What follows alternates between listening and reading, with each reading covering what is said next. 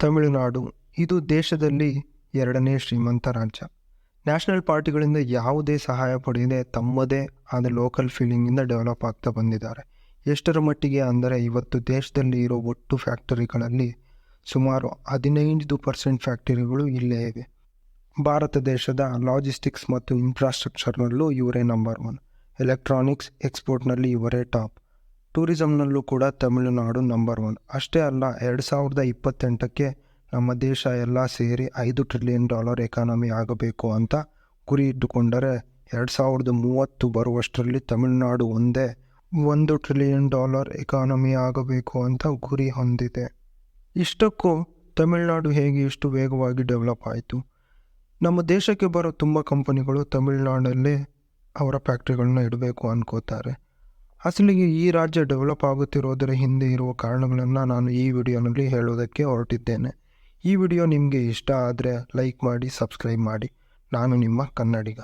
ಹಿಂದಿನ ಕೆಲವು ವರ್ಷಗಳಿಂದ ತಮಿಳುನಾಡು ರಾಜ್ಯ ಇಂಡಸ್ಟ್ರಿಯಲ್ ಆಗಿ ತುಂಬ ಡೆವಲಪ್ ಆಗಿದೆ. ಫಾರ್ ಎಕ್ಸಾಂಪಲ್ ಹೇಳೋದಾದರೆ TVS, MRF, Hyundai, Royal Enfield, Shell, Titan, Ashok Leyland, Coromandel, Renault, Nissan, Yamaha, Ramco, Samsung and ಮಹೀಂದ್ರಾನಂತಹ ಕೋರ್ ಇಂಡಸ್ಟ್ರೀಸ್ ಸೇರಿ IT-ಗೆ ಸಂಬಂಧಿಸಿದ ಎಷ್ಟೋ ಕಂಪನಿಗಳು ತಮಿಳುನಾಡಿನಲ್ಲಿ ಇವೆ. ಅಸಲಿಗೆ ಈ ಕಂಪನಿಗಳೆಲ್ಲ ತಮಿಳುನಾಡಿನಲ್ಲೇ ಫ್ಯಾಕ್ಟರಿಗಳನ್ನ ಇಡೋದಕ್ಕೆ ರೀಸನ್ ಏನಂದರೆ, ಬೇಸಿಕ್ ಆಗಿ ಯಾವ ಕಂಪನಿನೇ ಆದರೂ ಒಂದು ಏರಿಯಾದಲ್ಲಿ ಫ್ಯಾಕ್ಟ್ರಿ ಕಟ್ಟಬೇಕಾದ್ರೆ ಅಥವಾ ಆಫೀಸ್ ಓಪನ್ ಮಾಡಬೇಕು ಅಂದರೆ ಅವರು ಮೇಯ್ನ್ ಆಗಿ ಕೆಲವು ಪ್ಯಾರಾಮೀಟರ್ಸ್ನ ನೋಡ್ತಾರೆ. ಅವೇ power supply, land, skilled work force, logistic services, transportation and finally business friendly government policies. Tamil Nadu government ಇಲ್ಲಿರೋ ಒಂದೊಂದು ಪಾಯಿಂಟ್ನ ಕೂಡ ಹೇಗೆ ಫುಲ್ಫಿಲ್ ಮಾಡುತ್ತೆ ಅಂತ ಹೇಳ್ತೀನಿ ನೋಡಿ.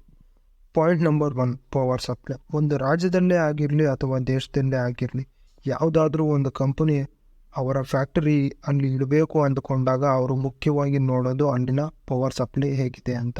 ಯಾಕೆಂದರೆ ಅವರು ಫ್ಯಾಕ್ಟ್ರಿ ಇಟ್ಟ ಮೇಲೆ ಪವರ್ ಸಪ್ಲೈ ಸರಿಯಾಗಿ ಇಲ್ಲ ಅಂದರೆ ಆ ಕಂಪನಿಗೆ ಕೋಟಿಗಳಲ್ಲಿ ನಷ್ಟ ಆಗುತ್ತೆ. ಆದರೆ ತಮಿಳುನಾಡು ವಿಷಯದಲ್ಲಿ ಈ ಪ್ರಾಬ್ಲಮ್ ಇಲ್ಲ ಅಂತಲೇ ಹೇಳಬಹುದು. ಯಾಕೆ ಅಂದರೆ ನಮ್ಮ ದೇಶದಲ್ಲೇ ಅತಿ ಹೆಚ್ಚು ಎಲೆಕ್ಟ್ರಿಸಿಟಿ ಉತ್ಪಾದಿಸುವ ರಾಜ್ಯಗಳಲ್ಲಿ ತಮಿಳುನಾಡು 3ನೇ ಸ್ಥಾನದಲ್ಲಿದೆ.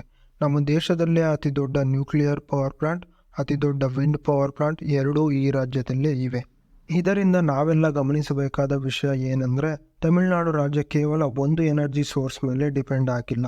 ಕೇವಲ ನ್ಯೂಕ್ಲಿಯರ್ ಪವರ್ ಮೇಲೋ ಅಥವಾ ಥರ್ಮಲ್ ಪವರ್ ಮೇಲೋ ಡಿಪೆಂಡ್ ಆಗದೆ ಆ ರಾಜ್ಯದಲ್ಲಿರುವ ನ್ಯಾಚುರಲ್ ರಿಸೋರ್ಸ್ನ ಯೂಸ್ ಮಾಡಿಕೊಂಡು ಎಲ್ಲೆಲ್ಲಿ ವಿಂಡ್ ಪವರ್ನ ಜನರೇಟ್ ಮಾಡಲು ಸಾಧ್ಯನೋ ಅಲ್ಲಲ್ಲಿ ವಿಂಡ್ ಮಿಲ್ಸ್ನ ಇಡೋದರ ಮೂಲಕ ಇವತ್ತು ತಮಿಳುನಾಡು ನ್ಯೂಕ್ಲಿಯರ್ ಪವರ್ ಮಾತ್ರನೇ ಅಲ್ಲದೆ ವಿಂಡ್ ಪವರ್ ಪ್ರೊಡಕ್ಷನ್ನಲ್ಲಿಯೂ ದೇಶದಲ್ಲಿ ನಂಬರ್ 1 ಸ್ಥಾನಕ್ಕೆ ತಲುಪಿ ಪವರ್ಗಾಗಿ ಪಕ್ಕದ ರಾಜ್ಯಗಳ ಮೇಲೆ ಡಿಪೆಂಡ್ ಆಗದೇನೆ ಅವರು ಸ್ವಂತವಾಗಿ ಉತ್ಪಾದನೆ ಮಾಡಿದ ಪವರ್ನ ಮೂಲಕ ಅಲ್ಲಿರುವ ಕಂಪನಿಗಳಿಗೆ 24/7 ಸಪ್ಲೈ ಮಾಡುತ್ತಿದ್ದ. Next, skilled labour. ಒಂದು ರಾಜ್ಯ ಇಂಡಸ್ಟ್ರಿಯಲ್ ಆಗಿ ಡೆವಲಪ್ಮೆಂಟ್ ಆಗಬೇಕು ಅಂದರೆ ಅಲ್ಲಿ ಸ್ಕಿಲ್ಡ್ ಲೇಬರ್ ತುಂಬಾ ಮುಖ್ಯ. ಏಕೆಂದರೆ ಲೇಬರ್ಗೆ ಸ್ಕಿಲ್ ಇಲ್ಲದೆ ಒಂದು ಕಂಪನಿ ಕ್ವಾಲಿಟಿ ಪ್ರಾಡಕ್ಟ್ನ ತಯಾರು ಮಾಡಲು ಸಾಧ್ಯವೇ ಇಲ್ಲ. ಆದ್ದರಿಂದ ತುಂಬ ರಾಜ್ಯಗಳ ಗೌರ್ನಮೆಂಟ್ಗಳು ಅಲ್ಲಿರುವ ಯುವ ಜನತೆಗೆ ಸ್ಕಿಲ್ ಟ್ರೈನಿಂಗ್ ಕೊಡಲು ಮತ್ತು ಅವರನ್ನ ಸ್ಕಿಲ್ಡ್ ವರ್ಕ್ ಫೋರ್ಸ್ ಆಗಿ ಮಾಡಲು ಹಲವು ಪ್ರೋಗ್ರಾಮ್ಗಳನ್ನು ಲಾಂಚ್ ಮಾಡ್ತಾರೆ. ಇಲ್ಲಿ ಪಾಯಿಂಟ್ ಏನಪ್ಪ ಅಂದರೆ, ಒಂದು ರಾಜ್ಯದಲ್ಲಿನ ಯುವ ಜನತೆಯ ಸ್ಕಿಲ್ ಡೆವಲಪ್ ಮಾಡಬೇಕು ಅಂದರೆ ಮೊದಲು ಅವರು ವಿದ್ಯಾವಂತರಾಗಿರಬೇಕು. 2014ರ ಸೆನ್ಸಸ್ ಪ್ರಕಾರ ತಮಿಳುನಾಡಿನಲ್ಲಿ 80% ಲಿಟ್ರಸಿ ರೇಟ್ ಇದೆ. ಅಂದರೆ ತಮಿಳುನಾಡಿನಲ್ಲಿರುವ 80% ಜನ ಓದಿರೋರು. ಆದ್ದರಿಂದ ಓದಿರೋರು ಹೆಚ್ಚಾಗಿ ಇರೋ ಕಡೆ ಆಟೋಮೆಟಿಕ್ ಆಗಿ ಸ್ಕಿಲ್ಡ್ ವರ್ಕ್ ಫೋರ್ಸ್ ಕೂಡ ಹೆಚ್ಚಾಗುತ್ತೆ. ಈ ಸ್ಕಿಲ್ಡ್ ವರ್ಕ್ ಫೋರ್ಸ್ನ ನೋಡಿನೇ ತುಂಬ ಕಂಪನಿಗಳು ಆ ರಾಜ್ಯಗಳಲ್ಲಿ ಇನ್ವೆಸ್ಟ್ ಮಾಡಬೇಕಾ ಬೇಡವಾ ಅಂತ ಡಿಸೈಡ್ ಆಗ್ತಾರೆ. Point number 3, infrastructure. First of all ನಾವು ತಮಿಳುನಾಡಿನಲ್ಲಿರೋ ಇನ್ಫ್ರಾಸ್ಟ್ರಕ್ಚರ್ ಬಗ್ಗೆ ಮಾತನಾಡೋ ಮೊದಲು ನಾವು ತಿಳ್ಕೊಬೇಕಿರೋ ವಿಷಯ ಏನಂದರೆ, ಈ ರಾಜ್ಯಕ್ಕೆ ಜಿಯೋಗ್ರಾಫಿಕಲ್ ಆಗಿ ತುಂಬ ಬೆನಿಫಿಟ್ಸ್ ಇದ್ದಾವೆ. ಫಾರ್ ಎಕ್ಸಾಂಪಲ್, ತಮಿಳುನಾಡಿಗೆ ದೇಶದಲ್ಲೇ 2nd ಲಾರ್ಜೆಸ್ಟ್ ಕೋಸ್ಟಲ್ ಲೈನ್ ಇದೆ. ಈ ಕೋಸ್ಟಲ್ ಲೈನ್ನ ಅವರು ತುಂಬ ಎಫಿಷಿಯೆಂಟಾಗಿ ಬಳಸಿಕೊಂಡು ಅಲ್ಲಿ ಸುಮಾರು 15 ಸೀ ಪೋರ್ಟ್ಗಳನ್ನು ನಿರ್ಮಿಸಿದ್ದಾರೆ. ಯಾವ ರಾಜ್ಯದಲ್ಲಿ ಹೆಚ್ಚಾಗಿ ಸೀ ಪೋರ್ಟ್ಗಳಿರುತ್ತವೋ ಅಲ್ಲಿ ಎಕ್ಸ್ಪೋರ್ಟ್ ಮತ್ತು ಇಂಪೋರ್ಟ್ ಆಕ್ಟಿವಿಟೀಸ್ಗಳು ತುಂಬ ಹೆಚ್ಚಾಗಿ ಇಂಟರ್ನ್ಯಾಷನಲ್ ಟ್ರೇಡಿಂದ ಆ ರಾಜ್ಯ ತುಂಬ ದುಡ್ಡು ಸಂಪಾದನೆ ಮಾಡುತ್ತೆ.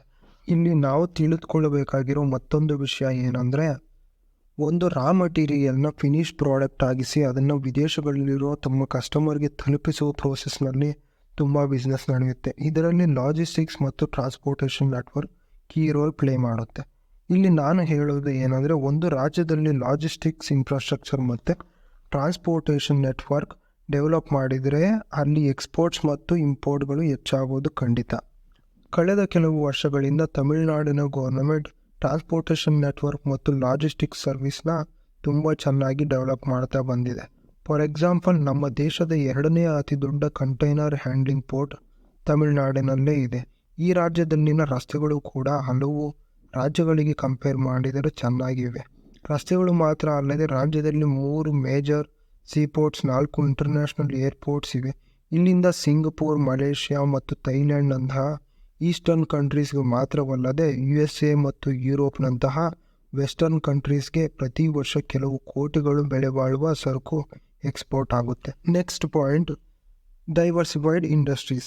ಇದನ್ನು ಸ್ವಲ್ಪ ಗಮನ ಕೊಟ್ಟು ಕೇಳಿ, ಯಾಕಂದರೆ ತಮಿಳುನಾಡಿನಲ್ಲಿರೋ ಇಂಡಸ್ಟ್ರೀಸ್ ತುಂಬ ಡೈವರ್ಸಿಫೈಡ್ ಆಗಿವೆ. ಆದರೆ ಒಂದೊಂದು ಏರಿಯಾದಲ್ಲಿ ಒಂದೊಂದು ಸೆಕ್ಟರ್ಗೆ ಸಂಬಂಧಿಸಿದ ಇಂಡಸ್ಟ್ರಿಗಳು ಇವೆ ಅಂತ ಅರ್ಥ. ಉದಾಹರಣೆಗೆ, ಇಂಡಿಯಾದಲ್ಲಿರೋ ತುಂಬ ರಾಜ್ಯಗಳು ಯಾವುದೋ ಒಂದು ಸ್ಪೆಸಿಫಿಕ್ ಸೆಕ್ಟರ್ ಮೇಲೆ ಹೆಚ್ಚು ಆಧಾರವಾಗಿ ಇರ್ತವೆ. ಆದರೆ ತಮಿಳುನಾಡಿನಲ್ಲಿ ನಾವು ಗಮನಿಸೋದಾದರೆ ತುಂಬ ಡಿಫ್ರೆಂಟ್ ಟೈಪ್ಸ್ ಆಫ್ ಇಂಡಸ್ಟ್ರೀಸ್ ಇವೆ. ಹಾಗೆ ಅವರು ಒಂದೊಂದು ಡಿಸ್ಟಿಕ್ನ ಒಂದೊಂದು ಇಂಡಸ್ಟ್ರಿಯಲ್ ಕ್ಲಸ್ಟರ್ ಆಗಿ ಡೆವಲಪ್ ಮಾಡ್ಕೊಂಡಿದ್ದಾರೆ. ಇಂಡಸ್ಟ್ರಿಯಲ್ ಕ್ಲಸ್ಟರ್ ಅಂದರೆ ಏನು ಅಂತ ಅಂದ್ಕೊಳ್ತಿದ್ದೀರಾ? ಹೇಳ್ತೀನಿ ಕೇಳಿ. ಒಂದು ಏರಿಯಾ ಎಲ್ಲ ಒಂದೇ ರೀತಿಯ ಫ್ಯಾಕ್ಟ್ರಿಗಳಿದ್ದರೆ ಅದನ್ನು ಇಂಡಸ್ಟ್ರಿಯಲ್ ಕ್ಲಸ್ಟರ್ ಅಂತ ಕರೀತಾರೆ. ಎಕ್ಸಾಂಪಲ್ ಹೇಳ್ತೀನಿ ನೋಡಿ. Chennai automobiles, Vellore leather factories, Erode ಮತ್ತು ಸೇಲಂ ಸ್ಟೀಲ್ ಮತ್ತು ಪವರ್ ಲೂಮ್ಸ್, ಕೊಯಂಬತ್ತೂರು ಟೆಕ್ಸ್ಟೈಲ್ಸ್ ಮತ್ತು IT, ಹಾಗೆ ಶಿವಕಾಶಿ ಬೆಂಕಿಪಟ್ಟಣ ಮತ್ತು ಪಟಾಕಿಗಳು. ಹೀಗೆ ಹೇಳ್ತಾ ಹೋದರೆ ಇನ್ನೂ ತುಂಬ ಇವೆ. ಇದನ್ನೇ ಡೈವರ್ಸಿಫಿಕೇಷನ್ ಆಫ್ ಇಂಡಸ್ಟ್ರೀಸ್ ಅಂತ ಕರೀತಾರೆ. ನೆಕ್ಸ್ಟ್ ನಾವು ನೋಡಬೇಕಾಗಿರೋ ಇಂಪಾರ್ಟೆಂಟ್ ಕಾನ್ಸೆಪ್ಟ್ ಬಂದು FDI ಅಂದರೆ ಫಾರಿನ್ ಡೈರೆಕ್ಟ್ ಇನ್ವೆಸ್ಟ್ಮೆಂಟ್ ಅಂತ. ನಮ್ಮ ದೇಶದಲ್ಲಿ ಅತ್ಯಧಿಕವಾಗಿ ವಿದೇಶಿ ಹೂಡಿಕೆ ಅಟ್ರಾಕ್ಟ್ ಮಾಡುವ ರಾಜ್ಯಗಳಲ್ಲಿ 5ನೇ ಸ್ಥಾನದಲ್ಲಿ ತಮಿಳುನಾಡಿದೆ. ಇನ್ನು ಮಿಕ್ಕಿರೋ 4 ಸ್ಥಾನಗಳಲ್ಲಿ ಮಹಾರಾಷ್ಟ್ರ, ಕರ್ನಾಟಕ, ಗುಜರಾತ್, ಡೆಲ್ಲಿ ಇವೆ. ಇಲ್ಲಿ ನಾವು ಗಮನಿಸೋದಾದರೆ ದೇಶಕ್ಕೆ ಬರೋ ಟೋಟಲ್ FDIನಲ್ಲಿ 88% ದುಡ್ಡು ಕೇವಲ ಈ 5 ರಾಜ್ಯಗಳಿಗೆ ಬರುತ್ತೆ. ಮಿಕ್ಕಿರೋ 12% ದುಡ್ಡನ್ನು ಉಳಿದಿರೋ ಎಲ್ಲ ರಾಜ್ಯಗಳು ಮತ್ತು ಕೇಂದ್ರಾಡಳಿತ ಪ್ರದೇಶಗಳು ಸೇರಿ ಹಂಚ್ಕೋತವೆ. ಇದನ್ನು ನೋಡಿದಾಗ ತುಂಬ ಜನರಿಗೆ ಒಂದು ಡೌಟ್ ಬಂದೇ ಬರುತ್ತೆ, ಯಾಕೆ ಈ ವಿದೇಶಿ ಕಂಪನಿಗಳು ಇಷ್ಟೊಂದು ರಾಜ್ಯಗಳಿದ್ದರೂ ಕೂಡ ಈ 5 ರಾಜ್ಯಗಳಲ್ಲೇ ತಮ್ಮ ದುಡ್ಡನ್ನು ಇನ್ವೆಸ್ಟ್ ಮಾಡ್ತೀವಿ ಅಂತ. ಇದಕ್ಕೆ ಕಾರಣ ಏನಪ್ಪ ಅಂದರೆ, ಈ ರಾಜ್ಯಗಳಲ್ಲಿರುವ ಗೌರ್ನಮೆಂಟ್ ಪಾಲಿಸಿಗಳು ಕಂಪನಿಗಳಿಗೆ ಹೂಡಿಕೆ ಮಾಡೋದಕ್ಕೆ ಅನುಕೂಲಕರವಾಗಿರುವುದು ಅಷ್ಟೇ ಅಲ್ಲದೆ ಅಲ್ಲಿ ಬಿಸ್ನೆಸ್ ಮಾಡೋದಕ್ಕೆ, ಪ್ರಾಡಕ್ಟ್ಸ್ ತಯಾರಿ ಮಾಡೋದಕ್ಕೆ, ಹಾಗೆ ಅವುಗಳನ್ನು ವಿದೇಶಗಳಿಗೆ ಎಕ್ಸ್ಪೋರ್ಟ್ ಮಾಡೋದಕ್ಕೆ ಬೇಕಾದ transportation network, logistics services, tax incentives, 24/7 power supply, ಹಾಗೆ ಈಸ್ ಆಫ್ ಡೂಯಿಂಗ್ ಬಿಸ್ನೆಸ್ಸು ಇವೆಲ್ಲವನ್ನು ಸೇರಿ ಆಫರ್ ಮಾಡಿದ್ರೇ ಒಂದು ಕಂಪನಿ ಆ ರಾಜ್ಯದಲ್ಲಿ ದುಡ್ಡು ಇನ್ವೆಸ್ಟ್ ಮಾಡಿ ಅಲ್ಲಿ ಫ್ಯಾಕ್ಟ್ರಿ ಸ್ಥಾಪನೆ ಮಾಡುತ್ತೆ. ಫೈನಲ್ ಆಗಿ ತಮಿಳುನಾಡು ರಾಜ್ಯ ಟಾಪ್ನಲ್ಲಿ ಇರುವಂತಹ ಇನ್ನೊಂದು ಸೆಕ್ಟರ್ ಯಾವುದು ಅಂದರೆ ಅದು ಟೂರಿಸಂ. ನಮ್ಮಲ್ಲಿರೋ ತುಂಬ ಜನರಿಗೆ ತಿಳಿದೇ ಇರುವ ವಿಷಯ ಏನಪ್ಪ ಅಂದರೆ, ನಮ್ಮ ದೇಶದಲ್ಲಿ ಟೂರಿಸಂ ಮೂಲಕ ಹೆಚ್ಚು ಹಣ ಸಂಪಾದನೆ ಮಾಡುವ ರಾಜ್ಯಗಳಲ್ಲಿ ತಮಿಳುನಾಡು ಕೂಡ ಒಂದು ರಾಜ್ಯ. ಈ ರಾಜ್ಯದಲ್ಲಿ ಪುರಾತನ ದೇವಾಲಯಗಳು ಜಾಸ್ತಿ ಇವೆ, ಅದರಿಂದಲೇ ಇಲ್ಲಿಗೆ ಟೂರಿಸ್ಟ್ಗಳು ಜಾಸ್ತಿ ಬರ್ತಾರೆ ಅಂತ ತಿಳ್ಕೊಂಡ್ರೆ ಅದು ತಪ್ಪಾಗುತ್ತೆ. ಯಾಕಂದರೆ ಭಾರತದಲ್ಲಿ ಪುರಾತನ ದೇವಾಲಯಗಳು ಇರುವ ರಾಜ್ಯಗಳು ತುಂಬಾ ಇವೆ. ಆದರೂ ತಮಿಳುನಾಡಿಗೆ ಮಾತ್ರ ಹೆಚ್ಚು ಟೂರಿಸ್ಟ್ಗಳು ಬರೋದಕ್ಕೆ ಕಾರಣ ಏನಂದರೆ, ಅಲ್ಲಿ ಇರುವ ಜನರ ಕಲ್ಚರ್ ಮತ್ತು ಅವರ ಟ್ರೆಡಿಷನಲ್. ತಮಿಳರು ಅವರ ಕಲ್ಚರ್ ಮತ್ತು ಅವರ ಟ್ರೆಡಿಷನ್ ಕಾಪಾಡಿಕೊಳ್ಳುವ ವಿಷಯದಲ್ಲಿ ಯಾವಾಗಲೂ ಮುಂದೆ ಇರ್ತಾರೆ. ಹಾಗೆ ಹೊರಗಿನ ಜಗತ್ತಿಗೆ ಅವರ ಕಲ್ಚರ್ನ ತೋರಿಸೋ ವಿಧಾನ ಕೂಡ ತುಂಬ ಡಿಫ್ರೆಂಟ್ ಆಗಿರುತ್ತೆ. ಎಕ್ಸಾಂಪಲ್, ಎಷ್ಟೋ ಜನ ಫಾರಿನರ್ಗಳು ತಮಿಳುನಾಡಿಗೆ ವಿಸಿಟ್ ಮಾಡುವುದೇ ಅವರ ಕಲ್ಚರ್ ಮತ್ತು ಅವರ ಟ್ರೆಡಿಷನ್ನ ಬಗ್ಗೆ ತಿಳಿದುಕೊಳ್ಳೋದಕ್ಕೋಸ್ಕರ. ಇದೇ ಕಾರಣದಿಂದಾಗಿ ಹೆಚ್ಚು ಜನ ವಿದೇಶಿ ಪ್ರವಾಸಿಗರು ಈ ರಾಜ್ಯಕ್ಕೆ ಬರ್ತಾರೆ. ನೀವು ಇದನ್ನು ಪ್ರಾಕ್ಟಿಕಲ್ ಆಗಿ ಎಕ್ಸ್ಪೀರಿಯೆನ್ಸ್ ಮಾಡಬೇಕು ಅಂದರೆ ತಮಿಳುನಾಡಿನಲ್ಲಿರುವ ಅಣ್ಣಾಮಲೈ, ಮಧುರೈ ಮತ್ತು ಕಾಂಚೀಪುರಂನಂತಹ ಏರಿಯಾಗಳಲ್ಲಿ ನೋಡಬಹುದು. ಅಲ್ಲಿ ಎಷ್ಟು ಜನ ಫಾರಿನರ್ಗಳು ತಮಿಳು ಕಲ್ಚರ್ನ ಫಾಲೋ ಮಾಡ್ತಾ ಇದ್ದಾರೆ ಅಂತ. ಇಲ್ಲಿ ನಾವು ಗಮನಿಸಬೇಕಾಗಿರುವಂಥ ಒಂದು ಪಾಯಿಂಟ್ ಏನಂದರೆ, ಒಂದು ರಾಜ್ಯದಲ್ಲಿ ಟೂರಿಸಂ ಡೆವಲಪ್ ಮಾಡೋದು ಎಷ್ಟು ಮುಖ್ಯನೋ ಹಾಗೆ ಆ ರಾಜ್ಯದ ಕಲ್ಚರಲ್ ಹೆರಿಟೇಜ್ನ ಕೂಡ ಕಾಪಾಡೋದು ಅಷ್ಟೇ ಮುಖ್ಯ.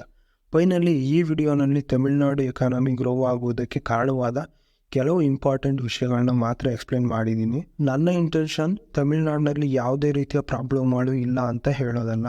ಅಲ್ಲಿ ಕೂಡ ಬೇರೆ ರಾಜ್ಯಗಳಲ್ಲಿ ಇದ್ದ ಹಾಗೆ ಅನ್ಎಂಪ್ಲಾಯ್ಮೆಂಟ್ ಇದೆ, ಪವರ್ಟಿ ಇದೆ, ಸ್ಲಮ್ ಏರಿಯಾಸ್ ಕೂಡ ಇವೆ. ಆದರೂ ಬೇರೆ ರಾಜ್ಯಗಳಿಗೆ ಹೋಲಿಸಿದರೆ ತಮಿಳುನಾಡು ಇನ್ಫ್ರಾಸ್ಟ್ರಕ್ಚರಲ್ ಆಗಿ ತುಂಬ ಡೆವಲಪ್ ಆಗಿದೆ. ಇಲ್ಲಿ ಇನ್ನೊಂದು ಇಂಪಾರ್ಟೆಂಟ್ ವಿಷಯ ಏನಪ್ಪ ಅಂದರೆ, ಕಳೆದ ಕೆಲವು ವರ್ಷಗಳಿಂದ ಜನರಿಗೆ ಉಚಿತವಾಗಿ ಗ್ಯಾರಂಟಿಗಳನ್ನ ಕೊಟ್ಟು ಅಧಿಕಾರಕ್ಕೆ ಬರೋದು ತುಂಬಾ ಕಾಮನ್ ಆಗಿಬಿಟ್ಟಿದೆ. ಅಂದ ಹಾಗೆ ಈ ಫ್ರೀ ಕೊಡೋ ಕಾನ್ಸೆಪ್ಟ್ನ ಮೊದಲಿಗೆ ಸ್ಟಾರ್ಟ್ ಮಾಡಿದ್ದೆ ಈ ತಮಿಳರು. ಇವರು ಎಷ್ಟೋ ವರ್ಷಗಳಿಂದ ಈ ರಾಜ್ಯದಲ್ಲಿ ಏನೆಲ್ಲ ಸರ್ವಿಸ್ಗಳನ್ನ ಫ್ರೀಗಾಗಿ ಕೊಟ್ಟರು ಕೂಡ ಈ ರಾಜ್ಯದ ಆರ್ಥಿಕ ವ್ಯವಸ್ಥೆ ಅಷ್ಟೇ ಬಲವಾಗಿ ಹೇಗೆ ನಿಂತಿದೆ ಮತ್ತು ತಮಿಳುನಾಡಿನಲ್ಲಿ ನಡೀತಿರೋ ಪೊಲಿಟಿಕಲ್ ಗೇಮ್ ಬಗ್ಗೆ ನೆಕ್ಸ್ಟ್ ವಿಡಿಯೋನಲ್ಲಿ ಡಿಸ್ಕಸ್ ಮಾಡೋಣ. ಹಾಗೆ ಈ ವಿಡಿಯೋ ನಿಮಗೆ ಹೇಗೆ ಅನ್ನಿಸ್ತು ಅಂತ ಕಮೆಂಟ್ ಮಾಡಿ ತಿಳಿಸಿ. ಹಾಗೆ ಈ ಥರದ ಕ್ವಾಲಿಟಿ ವಿಡಿಯೋಸ್ಗಾಗಿ ಕನ್ನಡಿಗ ಚಾನಲ್ಗೆ ಸಬ್ಸ್ಕ್ರೈಬ್ ಮಾಡ್ಕೊಳ್ಳಿ. ನಮಸ್ಕಾರ.